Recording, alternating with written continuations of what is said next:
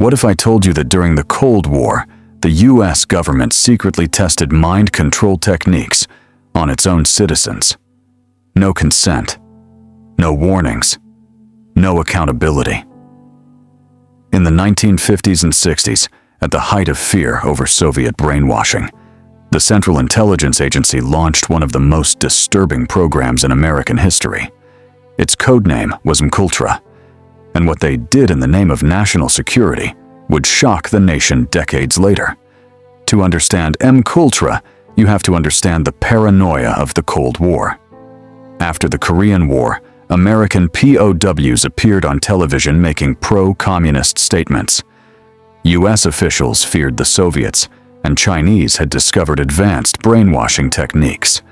The CIA believed the US was falling behind in a psychological arms race. In 1953, CIA Director Allen Dulles approved a top-secret project designed to answer one terrifying question: could the human mind be controlled? MKUltra wasn't just one experiment. It was a network of over 150 sub-projects. These experiments were conducted at universities, hospitals, prisons, and research institutions across America and Canada. The program was run by chemist Sidney Gottlieb, who became known as the CIA's poisoner-in-chief. Their primary tool? LSD. At the time, LSD was new, poorly understood, and believed to have potential for mind control. The CIA wanted to know, could LSD break someone's personality? Could it force confessions? Could it create programmed assassins? The answer they found was far darker than expected. Here's where it gets disturbing. Many subjects had no idea they were being tested. Civilians were secretly dosed with LSD at bars, hospitals, and even in their own homes. One operation, nicknamed Midnight Climax, involved CIA-funded safe houses in San Francisco and New York. Sex workers were hired to lure men inside, where they were secretly drugged and observed through one-way mirrors. The goal? To study how people behaved under the influence. Even military personnel were dosed without consent. One of the most tragic cases involved Frank Olson, a U.S. Army scientist who was unknowingly given LSD in 1953. Days later, he fell, or jumped, from a 13-story hotel window in New York. For decades, his family questioned whether it was suicide or something more. LSD wasn't the only method.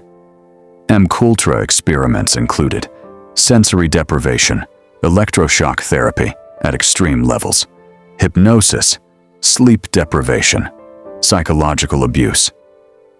In some cases, patients were subjected to months of drug-induced comas combined with repeated electroshock sessions. One Canadian psychiatrist, working with CIA funding, attempted to erase personalities and rebuild them from scratch. Many victims were left with permanent psychological damage. Some never recovered. For over 20 years, MKUltra remained hidden. But in the 1970s, after the Watergate scandal exposed widespread government abuses, Congress began investigating intelligence agencies.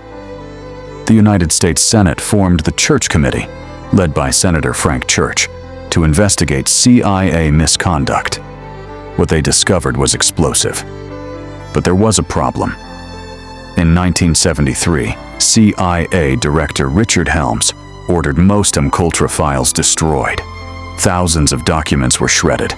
Only a small batch survived, discovered years later by accident in a financial archive.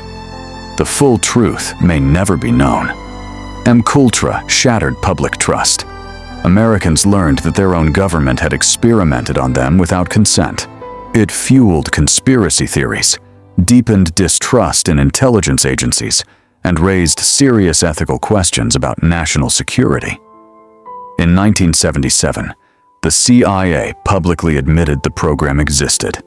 Some victims received settlements, but no one was criminally charged.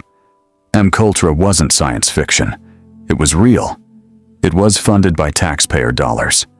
And it proved that in times of fear, even democratic nations can cross dangerous lines. The question is, how much are we willing to sacrifice for security? And could something like this happen again? If you found this story shocking, subscribe for more hidden chapters of American history.